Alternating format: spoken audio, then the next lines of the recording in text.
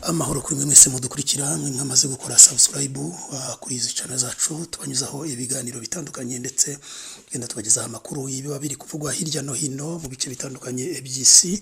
Mwarakoze gukora subscribe utarayikora n'igihe cyawe cyo kugira ngo uyikore. Turi hano itariki 3 z'ukwezi kwa kabiri 2026 turagusuje uri gitondo kiza uri kumanywa ugire umunsi mwiza. Reka duhere ku itangazo 23 isohoye, ni itangazo risohotse mu by'ukuri, ni itangazo ry'uburakari nyuma yo leta ya Kongo yakomeje gusohora amatangazo menshi muri iki cyumweru dushoje, ndetse harimo amatangazo akomeye yavugaga ku byerekeranye n'iraswa ry'ikibuga cy'indege cya Kisangani. Iki kibuga cy'indege kikaba cyararashweho na M23 ikoresheje drone zacyo igasenya ububiko bwa drone ndetse n'ibindi byari bihari, ndetse nubwo Kongo yatangaje ko nta bintu byangiritse byinshi, ariko M23 cyangwa se akurikiranira hafi ibyabereye hari yakurikira kibuga cy'indege bavuga ko hangiritse ibintu byinshi. Ubu rero tugiye guhera ku itangazo M23 isohoye nyuma yuko Kongo yasohoye amatangazo ivuga ko iki gitero ngo cyakozwe n'u Rwanda ndetse na M23. U Rwanda ntacyo rwigeze rusubiza kuri, ariko M23 yamaganye ibitero bya ingabo za leta mu bice bitandukanye bya Minembwe ndetse na hano Pwezero. M23 yamaganye ibitero bikomeje kwibasira abaturage b'abanyamurenge, ati imisozi miremire ya Minembwe yahindutse nkaho ari aho gutorezwa ndetse no kurasa no kubombarida buri kanya. Iyi ni imisozi miremire Minembwe imaze igihe iberamo intambara zikomeye hagati y'igisirikare cya M23 na Twirwaneho, aho bahanganye n'ihuriro ry'ingabo za leta zirimo igisirikare cy'abarundi, izi ngabo ngo zidasanzwe uburundi bwohereje batayo zigira kure ebyiri, kandi haravugwamo kandi nanone ingabo z'igihugu cya Kongo, ndetse harimo FDLR, harimo Wazalendo ndetse na Maimai. Aba bose bakupye inzira zose zerekeza muri Minembwe. Kugeza ubwo muri Minembwe nta bucuruzi buri gukorwa, ndetse abaturage bameze nk'abafunze. Ibitero byakomeje kwibasira ibi bice bikoreshejwe amadrone. Nk'umunsi umwe hakoze amadrone 6, undi munsi hakora amadrone 5, undi hakora amadrone 18. Izi drone zose zoherezwaga mu gice cya Minembwe. Biravuga ko rero M23 yamaganye yivuye inyuma ubwicanyi bukomeje gukorwa na leta ya Kinshasa. N'ubwicanyi bukomeje gukorwa na leta ya Kinshasa, aho bukomeje kugaragara ko ubu bwicanyi bwakozwe muri Minembwe bukoreshejwe aya madrone. Biravuga ko hasenywe ibikorwa remezo, harimo amashuri, harimo amavuriro, harimo imiyoboro y'amazi cyangwa se y'amashanyarazi, ndetse harimo n'ibyerekeranye n'imihanda. Ibi byose rero bikaba byaragiye birimbagurwa n'izi drone ndetse bikangirika, ndetse insengero nyinshi zarasenyutse n'amazu y'abaturage yarasambuwe n'izi drone. Biravuga ko kandi ingabo za leta zikomeje kwica nkana abaturage ba hano imurenge, ndetse n'abahunze imirwano bakerekeza mu bice by'ishyamba ngo bakomeje gusangwayo n'izi ingabo za leta zikabakorera ibyafurambi, harimo kubica no kubahohotera. Biravuga ko kandi hano muri Minembwe ariho hahindutse aho gukorera imyitozo ikomeye ndetse n'ibikorwa by'ubwicanyi bikomeye. Ibi biratangazwa na M23 isohoye itangazo nyuma y'amatangazo menshi. Leta ya Kinshasa yakomeje kugaragaza ko M23 ikomeje kurenga ku gahenge k'amahoro. Biraza gucura ikirero, biraza kuba bimeze biteka. Turebe aho bagiye barasa mu by'ukuri n'ibyagiye byangirika. Abarashe hano muri Mukoko hararashwe amabombe menshi, ndetse na hano muri Gakenke aha hose harabombarizwe, ndetse na hano Pwezero naho harabombarizwe, ndetse Rwitsankuku hano muri Rwitsankuku harabombarizwe, Mirima, Fizi, Baraka n'ahandi, ndetse na hano ku Ndondo hongeye kuraswa amadrone yongeye kuza ararasa, ndetse Mitamba, ndetse n'ahangaha Kirungwa hose hakomeje kubera ibikorwa byo kurasa mu by'ukuri bikoreshejwe n'izi drone.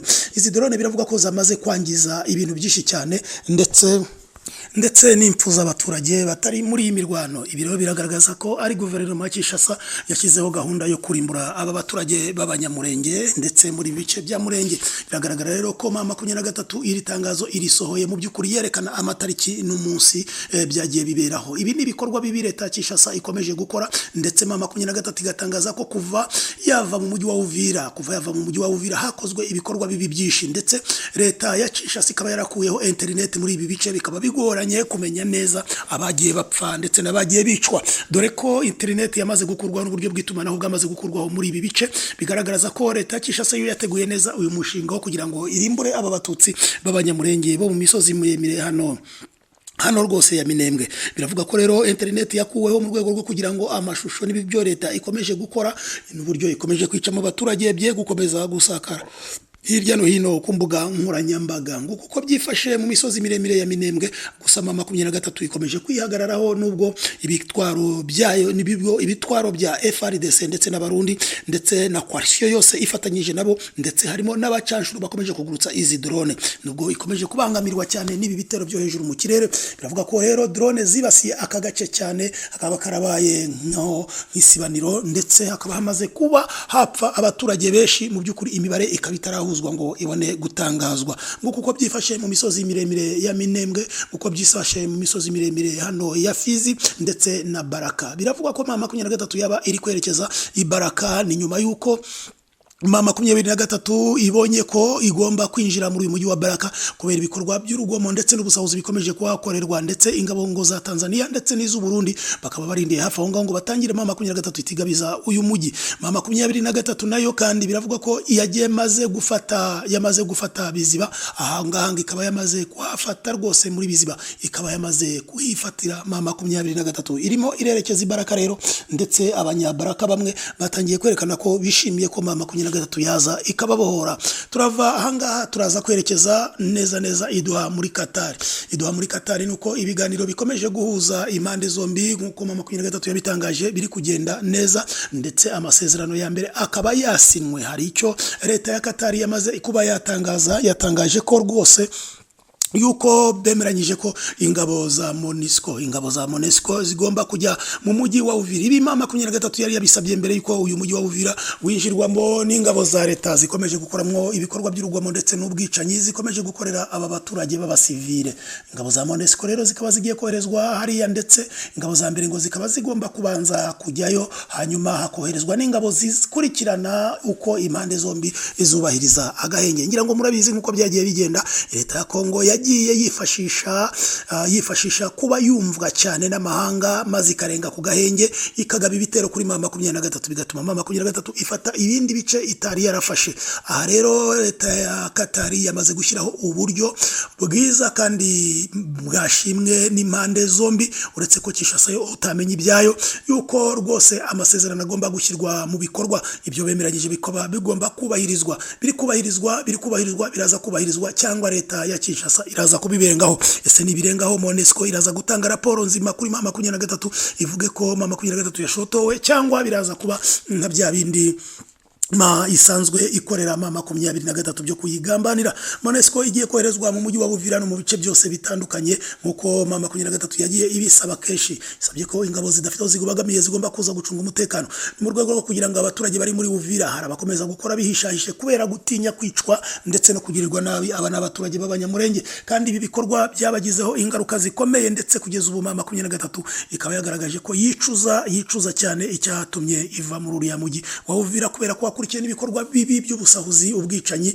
ndetse leta ya Kinshasa igakuraho internet yose kugira ngo igitangaza ibyishaka ibyidashaka nibijye bijya ku mugaragaro. N'ubwicanyi rero bwagiye bukorerwa muri uyu mujyi, ndetse n'ibikorwa bibi byagiye bikorwa kuri uyu mujyi, ndetse byamaze gukorwa. Abaturage bamwe baranahunga bajya ku ruhande rwa mama 23, nyamara leta ya Kinshasa yakomeje kuvuga ko ari propagande za mama 23. Nyamara mama 23 ikagaragaza ko aba baturage b'abanyamurenge kuva yava muri uyu mujyi batangiye gutotezwa ndetse no kugirirwa nabi. Ntacyo leta ya Kinshasa iravuga ku byerekeranye no gukora internet igihe izayisubirizaho. mama 23 nayo iri gushakira hasi hejuru igisubizo kugira ngo internet ndetse n'irindi koranabuhanga rishobora gukora mu bice byose igenzura, dore ko leta ya Kinshasa yabyinjiyemo maze ikabizambya kugira ngo amakuru y'ibikomeje kubera muri ibi bice atazajya ajya ku mugaragaro. Nkuko twabibabwiye ejo ndetse twabibabwiye mu kanya katambutse, nuko hano muri CNDD FDD bikomeje kuba bibi cyane muri CNDD FDD, kuko biravuga ko Reverien Ndikuriyo yamaze rwose kwerekana ko rwose ari umuntu uri kugaya imikorere y'ubutegetsi. Reverien Ndikuriyo yakumaze kuba yagaya imikorere y'ubutegetsi bw'u Burundi. Muraza kuntunga munyabona, muraza kwihangana inkuru twatambukije uyu mugabo biravuga ko akomeje kurebana ayingwe na President Evariste Ndayishimiye nyuma yo gusindagiza cyangwa gusingagiza ubutegetsi bwa Buyoya. Ubutegetsi bwa Buyoya avuga ko aribwo bwasize bwubatse ibikorwa remezo uyu munsi byakigenderaho, harimo imihanda, iterambere ndetse ubuvuzi, ibijyanye n'uburezi. Iyi guverinoma yacu cyangwa se ubuyobozi bwacu ntacyo bugeza ku baturage, atari ko ubutegetsi bwa Buyoya bwasize bukoze ibintu bikomeye cyane. Ati kugeza uyu munsi nibwo u Burundi bukigenderaho. Yavuze ku byerekeranye n'ubucuruzi bw'amakawa, avuga no kuri society igura ya makawa uburyo isinyagiza abaturage ndetse ikabambura. Ibi arabivuga mu gihe nawashinjwa mu gihugu cy'u Burundi ubujura bukomeye. Ndikuriyo akomeza kwerekanwa ko rwose ari umugabo ufite uruganda rwerekeranye n'ibijyanye n'ifumbire, izi fumbire mva ruganda. Uyu mugabo rero bakabivuga ko ahonyora nawe amategeko, nyamara akaba yarahagurukiye kuvuga nabi ubutegetsi bwa Sebarundi no kugaragaza ko ntacyo bumariye abaturage. Ese Evariste Ndayishimiye araza kwihanganira aya magambo ya Ndikuriyo? Akomeza kugaragaza ko rwose mu by'ukuri uwitwa Bagaza ari we wagerageje gutunganya ndetse no kwegera abaturage b'Abarundi akabafasha ndetse akabitaho. Hari ibintu ngenderwaho uyu mugabo Bagaza yagendeyeho kugira ngo igihugu cy'u Burundi gishobore gutera imbere. Cyambere nuko yashyize imbere inyabwenge, abanyabwenge bose yabashyize imbere. Abanyeshuri b'urubyiruko rwari rurangije kwiga mu mahanga ndetse no mu gihugu nibo yashyize mu butegetsi. Kabiri kandi nanone yarwanyije icyitwa ruswa, yarwanyije ruswa. Uyu mugabo rwose aho yarwanyije ruswa mu gihugu cy'u Burundi nta terambere igihugu cyagira mu gihe amafaranga y'igihugu yabacikira mu mifuka y'abayobozi bamwe na bamwe ubera gushyira imbere za ruswa. Uyu Bagaza kandi yashyize imbere guhana abakoze ibyaha, guhana abakoze ibyaha. Ubutegetsi bwa Pierre Nkurunziza ndetse n'uyu Ndayishimiye n'ubutegetsi bavuga ko budahana abakoze ibyaha, ahubwo bukingira ikibaba abakoze ibyaha bari muri uyu mugambwe CNDD FDD. Biravuga rero ko ubutegetsi bwa Bagaza bwarwanyaga iruswa ndetse bukarwanya ikimenyane kugira ngo igihugu gishobore gutera imbere. Biravuga ko kandi uyu mugabo mu gihe cye cyo kuyobora nta muyobozi wabaga ari n'umucuruzi. Imirimo ya leta yatandukanyirwa n'indi mirimo isanzwe. No kuvuga ngo uri mu mirimo ya leta ntago wemerwa gukora andi business. Ibi nibyo bidindiza igihugu. Nk'ubu ngubu society zitwara petroli mu gihugu cy'u Burundi z'umugore wa President Ndayishimiye ndetse izindi z'ubucuruzi nyinshi n'iz'abayobozi batandukanye mu nzego zitandukanye z'igihugu cy'u Burundi.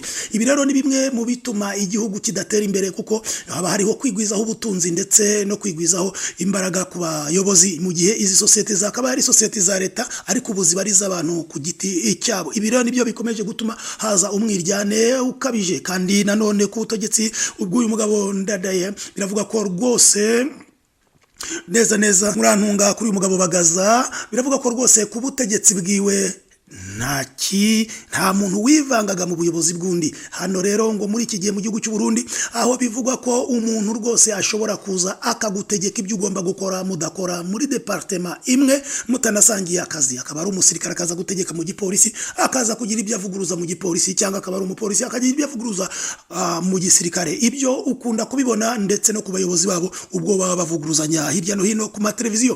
N'ibyo rero bikomeje gututumba. Biravuga ko umwuka mubi ukomeje gututumba. Bivuga ko iyi turufu yo gushimagiza Bagaza, kuko abaturage b'Abarundi baracyakunda uyu mugabo Bagaza. Biracyavuga rero ko iyi turufu yo gushimagiza Bagaza ashaka kuyikoresha mu nyungu ze bwite, dore ko nawe ari umwe mu banyotewe kwicara ku ntebe y'umukuru w'igihugu hano mu gihugu cy'u Burundi. Akaba nawe ashaka kwicara hariya muri Ntare Rushatsi, neza hariya Igitega. Ese izi nzozi ze zizasobora?